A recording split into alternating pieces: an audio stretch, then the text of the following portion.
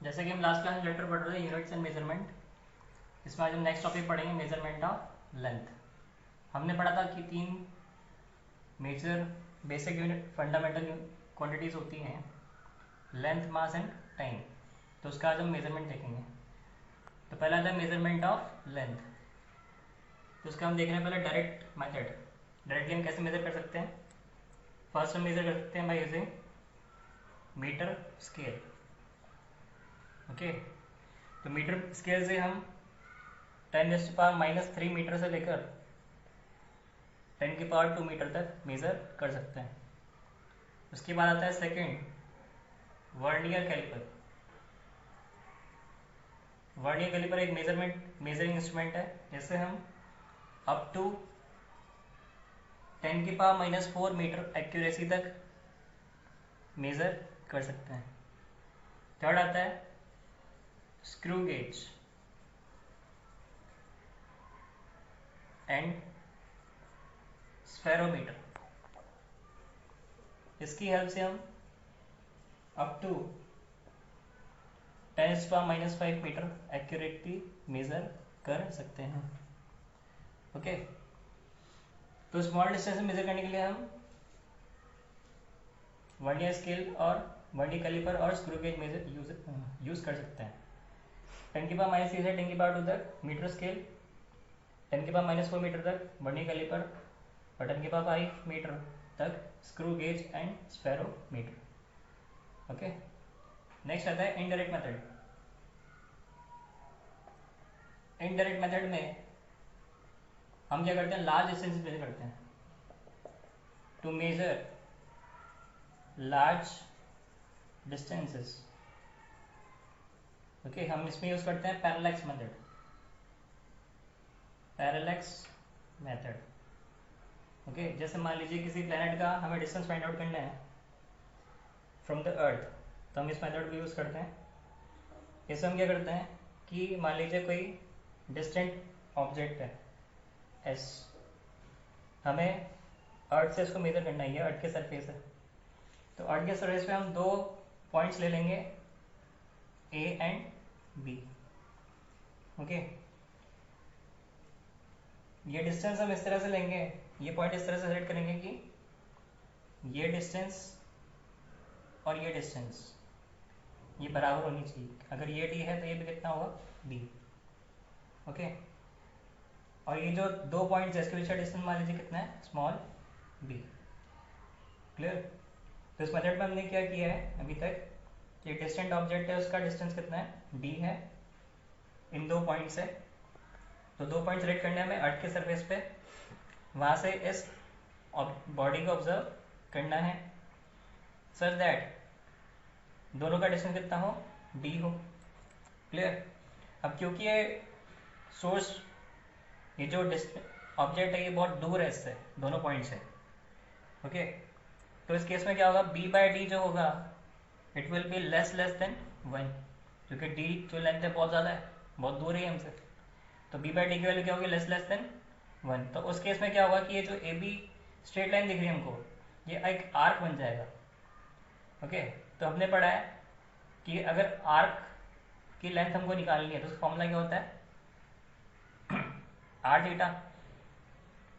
इस एंगल को मान लीजिए कितना हम कहते हैं, थीटा। तो हमने पढ़ा है कि length of arc L is equal to क्या होता है, आर इंटू थीटा। क्लियर? तो उसके अकॉर्डिंग ये क्या होगा, रेडियस हो गया, ये क्या होगा, लेंथ ऑफ आर्क, और ये क्या हो गया, एंगल थीटा। ओके, तो इस वाले केस में हियर हम क्या लिखेंगे, distance D is equal, sorry, length of arc B is equal to radius कितना है, डी इंटू थीटा, और we can write d is equal to B by theta.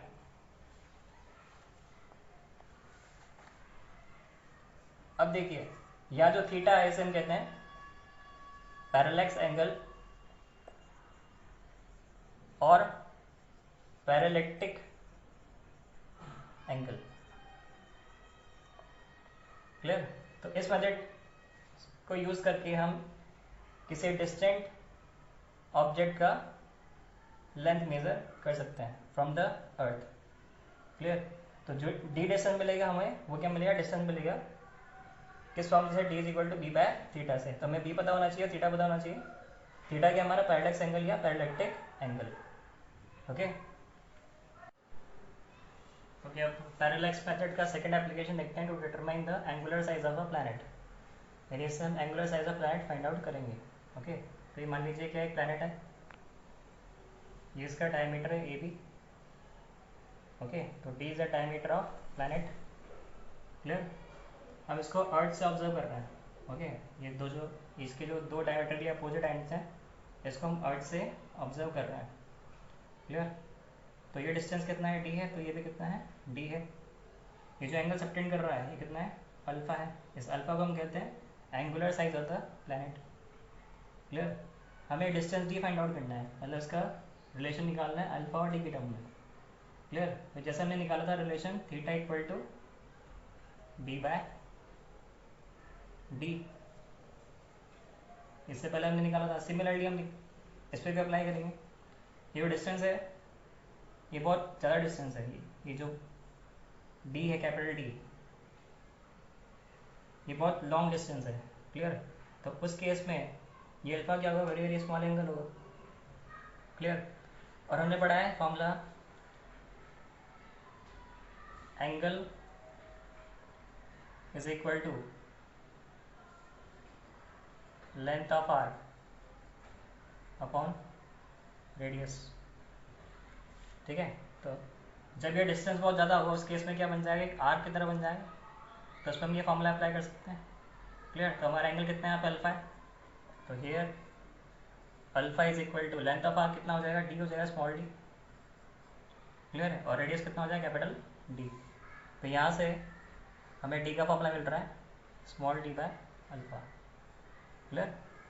अब हमें ध्यान रखना है कि ये जो अल्फा हम एंगल लेंगे, alpha should be in radian. हमें डिग्री में नहीं लेना है इसको, हमें किस में लेना है, रेडियन में लेना है। क्लियर है। और हमें पता है कि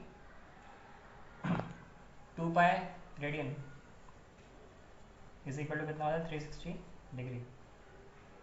क्लियर। तो पाई रेडियन कितना हो जाएगा, 180 डिग्री। क्लियर।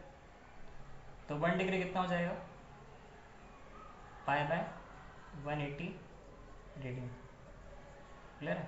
तो इस रिलेशन को हम यूज़ करेंगे डिग्री से रेडियन में कन्वर्ट करने के लिए। ओके तो इस फॉर्मूले को भी याद रखना है, D is equal to small D by alpha, where D is the distance of the planet, small D is the diameter of the planet and alpha is the angular size of the planet. Okay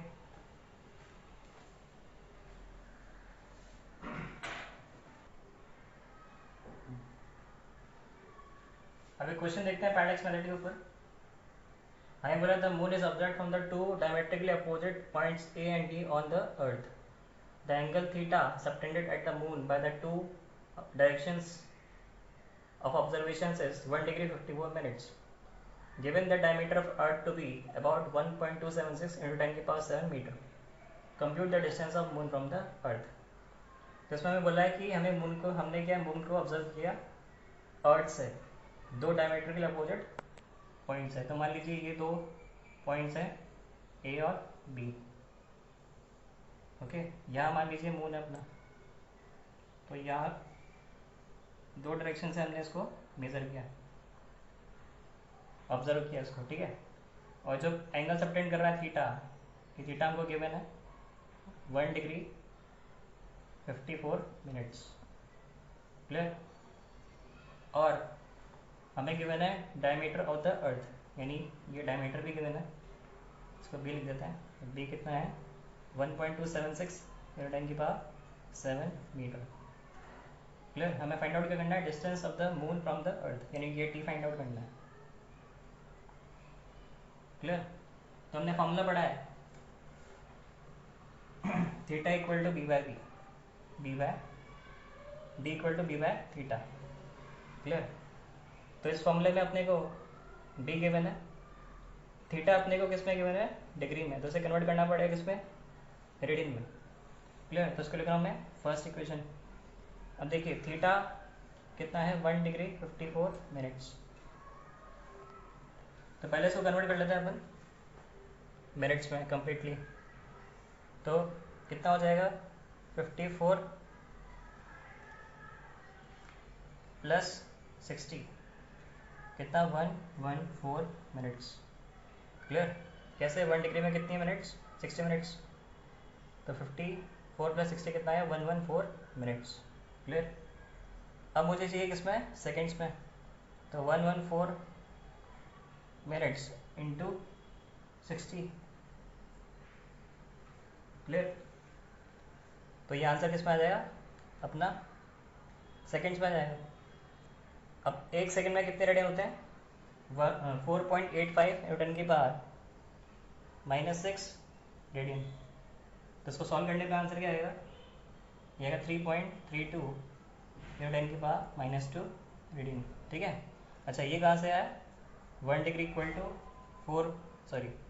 1 second equal to 4.85 newton की power -6 radian. इस relation को हमने यहाँ पे use किया। तो हमने पहले डिग्री को कन्वर्ट किया किसमें मिनट्स में, मिनट्स को कन्वर्ट किया किसमें सेकेंड्स में, फिर सेकेंड से इस रिलेशन को यूज़ किया सेकेंड्स और रेडियन में, और फाइनली इतना रेडियन हमारा आंसर आया। क्लियर? इसको उठा के पुट कर देंगे इक्वेशन नंबर फर्स्ट में। तो D is equal to D की वैल्यू कितनी 1.276 न्यूटन की पावर 7 अपॉन थीटा हमने निकाल लिया 3.32 न्यूटन की पावर -2। क्लियर? इसको सॉल्व करेंगे तो आंसर आएगा 3.84 न्यूटन की पावर 8 10 की पावर 8 मीटर। क्लियर? तो ये डिस्टेंस आ गया हमारा मून का from the earth.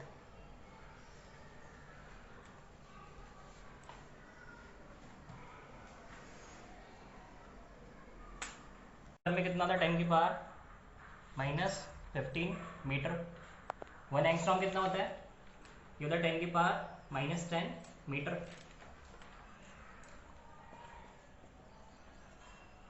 One AU का मतलब क्या है एस्ट्रोनॉमिकल यूनिट, ये होता है 1.496 न्यूटन की पावर 11 मीटर।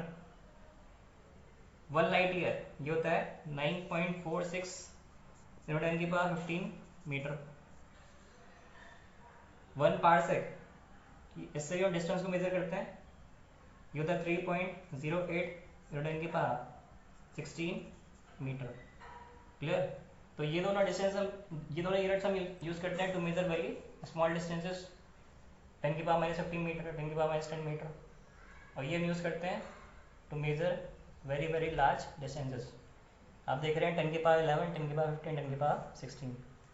ओके, हम देखते हैं measurement of mass. Okay, now to measure atomic mass measure करने के लिए हम क्या करते हैं, हम यूज करते हैं atomic mass unit. Atomic mass unit, इसको शॉर्ट में लिखते हैं सिंबल स्मॉल यू। ओके, तो 1 एटॉमिक मास यूनिट जैसे हम लिखते हैं यू होता है 1/12 the mass of C12 isotope,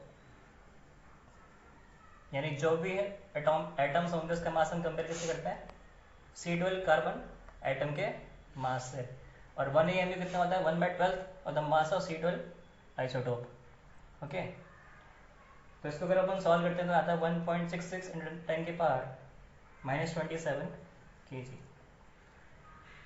clear? तो ये रिलेशन होता है किसमें 1 एटॉमिक मास यूनिट और किलोग्राम में। किलोग्राम हमने पढ़ा है कि स्टैंडर्ड यूनिट होती है, हम ऐसे यूनिट पढ़ते हैं, क्या होती है kilogram. Okay, now to measure the mass of common objects, common objects का हमें मास मेजर करना होता है, हम ये क्या यूज करते हैं वेइंग बैलेंस यूज करते हैं। हम सब्जी लेने जाते हैं मार्केट में तो वहाँ पे क्या यूज होता है वेइंग बैलेंस यूज होता है। ओके, नेक्स्ट आता है to measure large masses in universe में जो लार्ज मासेस है प्लैनेट्स हैं, सन है, ओके, स्टार्स हैं, उनका हमें मास मेजर करना होता है तो हम यूज करते हैं gravitational method which is based on Newton's law of gravitation, जो हमने पढ़ा है 9th क्लास में। फॉर्मूला क्या होता है, F is equal to G m1 m2 upon R square. Okay, m क्या होता है, दोनों बॉडीज़ का मास, और r होता है डिस्टेंस बिटवीन देम। तो इस फॉर्मूले से हम क्या निकाल सकते हैं, हेवनली बॉडीज़ का मास फाइंड आउट कर सकते हैं। Clear. Next other to measure mass of atomic और सब एटॉमिक पार्टिकल्स। इसके लिए हम क्या यूज़ करते हैं, हम यूज़ करते हैं स्पेक्ट्रोग्राफ। ओके, और स्पेक्ट्रोग्राफ का प्रिंसिपल क्या होता है कि जो रेडियस होता है it is proportional to the mass of the charged particle. Okay, यानी जितना ज़्यादा उसका मास होगा उतना ज़्यादा उसका रेडियस होगा। क्लियर। और ये जो चार्ज पार्टिकल्स है इसको मूव कराते हैं किस में, uniform electric and magnetic field में। ओके, तो आप देखते हैं रेंज ऑफ मासेस, यानी किस रेंज तक हम मासेस को मेजर कर सकते हैं यूनिवर्स में। तो हम 10 की पावर -30 kg से लेकर 10 की पावर 55 kg तक मेज़र कर सकते हैं। ओके, इतना छोटे से लेकर इतनी बड़ी वैल्यू तक हम मेज़र कर सकते हैं by using various measuring instruments.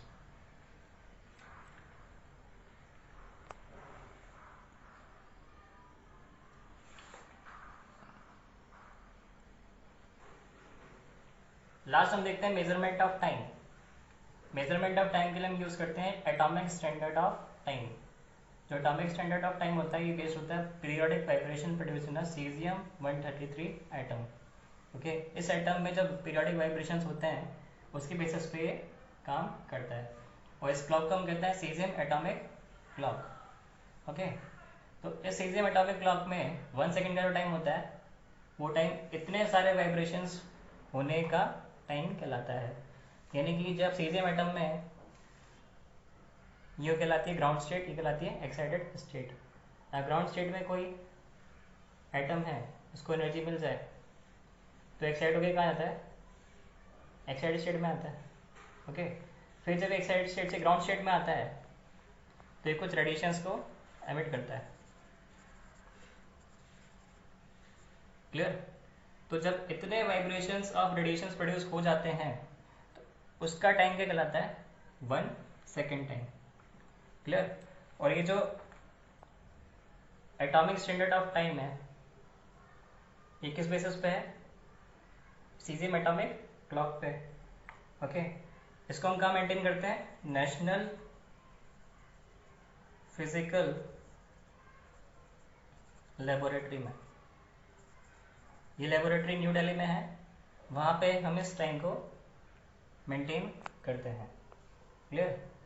अब इसका जो रेंज होता है, रेंज ऑफ टाइम, कितना टाइम हम मेजर कर सकते हैं यूनिवर्स में, देखिए ये होता है 10 के पावर -24 सेकेंड से लेकर 10 की पावर 17 सेकेंड तक। यानी इतने कम टाइम से लेकर इतने ज़्यादा टाइम तक हम टाइम को मेज़र कर सकते हैं। और यूनिट क्या रहेगी अपनी, सेकेंड्स। कोई से भी सिस्टम हो यूनिट क्या रहेगी, सेकेंड्स रहेगी। ओके, तो हमने सीखा कि किस तरह से हम लेंथ, मास और टाइम को मेज़र करते हैं। क्लियर।